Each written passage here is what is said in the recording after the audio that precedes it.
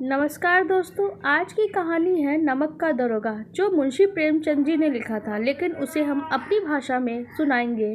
तो चलिए कहानी को शुरू करते हैं। कहानी आज़ादी के पहले की है। नमक का नया विभाग बना। विभाग में ऊपरी कमाई बहुत ज़्यादा थी, इसलिए सभी व्यक्ति इसी विभाग में काम करने के लिए उत्सुक थे। उस दौर में फारसी का ज़्यादा बोलबाला था, यानी भाषा में फारसी बोली जाती थी बजाय हिंदी के। उच्च ज्ञान के बजाय केवल फारसी में प्रेम की कथाएं, श्रृंगार रस की काव्य पढ़ के ही लोग उच्च पदों पे ही पहुंच जाते थे। मुंशी वंशीधर ने भी फारसी पढ़ी और रोजगार की खोज में निकल पड़े। उनके घर की आर्थिक दशा खराब थी। उनके पिता ने घर से निकलते समय उन्हें बहुत समझाया, नौकरी ऐसी करना जिसमें ऊपरी कमाई हो, और आदमी और अवसर देखकर घूस जरूर ले लेना। वंशीधर पिता से आशीर्वाद लेकर नौकरी की तलाश में निकल जाते हैं। भाग्य से नमक विभाग में दरोगा पद की नौकरी भी मिल जाती है, और इसमें वेतन भी अच्छा था, साथ में ऊपरी कमाई भी बहुत ज़्यादा थी। अब ये खबर जब पिता को पता चलती है तो बहुत खुश होते हैं। मुंशी वंशीधर ने 6 महीने में अपनी कार्यकुशलता और अच्छे आचरण से सभी अधिकारियों को मोहित कर लिया। जाड़े के समय एक रात वंशीधर अपने दफ्तर में सो रहे थे। उनके दफ्तर से 1 मील पहले जमुना नदी थी, जिसपे नावों का पुल बना हुआ था। गाड़ियों की आवाज़ और मल्लाहों के कोलाहल से उनकी नींद खुल जाती है। मुंशी वंशीधर बंदूक जेब में रखते हैं और घोड़े पर बैठकर पुल पर पहुंचते हैं। वहां गाड़ियों की एक लंबी कतार पुल पार कर रही थी। उन्होंने पूछा, किसकी गाड़ियां हैं? तो पता चला पंडित ओलोपीदीन की है। मुंशी वंशीधर चौंक पड़े। पंडित ओलोपीदीन इलाके के सबसे प्रतिष्ठित जमींदार थे। लाखों रुपयों का व्यापार था।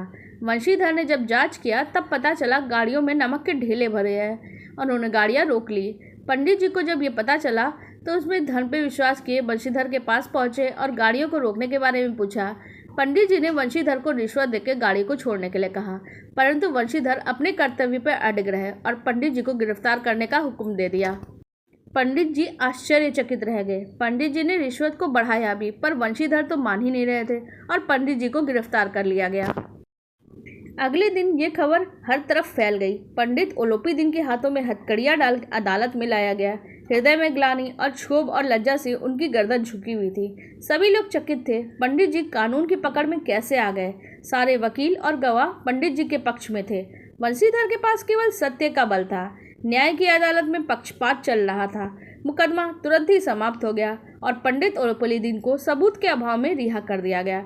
वंशीधर की उद्दंडता और विचारहीनता के बर्ताव पे अदालत ने दुख जताया और इसके कारण एक व्यक्ति को कष्ट झेलना पड़ा।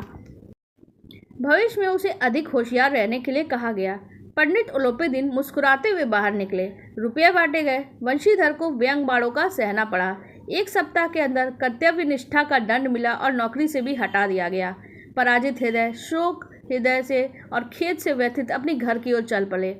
जब घर पहुंचे तो पिताजी ने भी कड़वी बातें सुनाई। वृद्ध माता को भी बहुत दुख हुआ।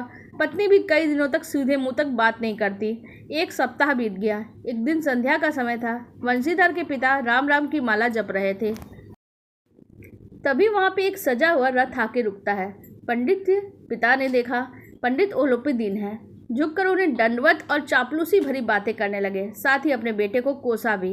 पंडित जी ने बताया, उन्होंने कई रईसों और अधिकारियों को देखा और सबको अपने धन बल का गुलाम बना लिया, लेकिन ऐसा पहली बार हुआ है जब कोई व्यक्ति अपनी कर्तव्य निष्ठा से उन्हें हरा दिया हो।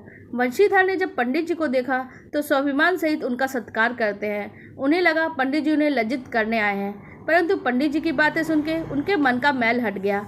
पंडित जी की बातों को, उनकी उदारता का पता चलने पर उन्होंने पंडित जी को कहा, आपका जो हुक्म होगा वो करने के लिए तैयार होंगे। इस बार पंडित जी ने स्टाम्प लगा हुआ एक पत्र निकाला और उसे प्रार्थना स्वीकार करने को बोला। वंशीधर ने जब कागज पढ़ा तो उसमें पंडित जी ने वंशीधर को अपनी सारी जायदाद का स्थायी मैनेजर नियुक्त किया था।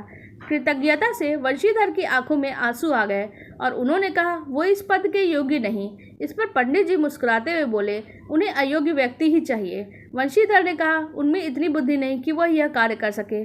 पंडित जी ने वंशीधर को कलम देते हुए कहा, उन्हें कोई विद्वान व्यक्ति नहीं चाहिए, बल्कि एक धर्मनिष्ठ व्यक्ति, यानी एक ईमानदार इंसान चाहिए। वंशीधर ने कांपते हुए मैनेजरी का कागज पे दस्तखत कर दिए।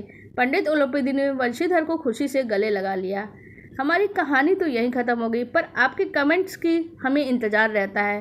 तो आप हमारी कहानी में कमेंट्स करिए और हमारी वीडियो को लाइक करके इसे शेयर भी कर दीजिएगा। धन्यवाद।